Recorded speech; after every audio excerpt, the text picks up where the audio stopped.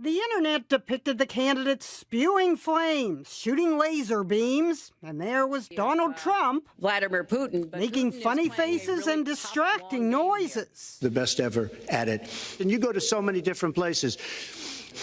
It certainly looks that way. As the Donald sniffled, Twitter sneezed. Someone get Trump a tissue. Does Trump have pneumonia? The debate was dubbed the sniffening. Parody Twitter accounts sprouted pretending to be Trump's sniffle, posting gems like this video purporting to be a compilation of every sniff from the debate. The hashtag Make America Sniff Again circulated. The Donald denied he had a cold or allergies. No sniffles, no.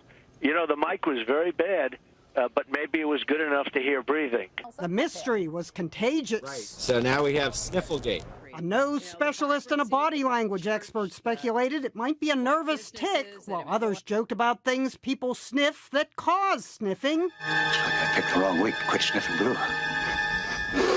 The Donald has been a serial sniffer before, for instance, back when he first started using teleprompter. I wonder why.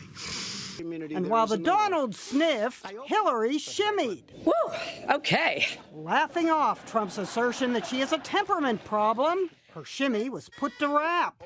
Okay, Lamborghini Mercy. A shimmying cat and Shaq and Hillary made the rounds. It could have been worse. At least the shimmy and the sniffle weren't combined. Woo, okay.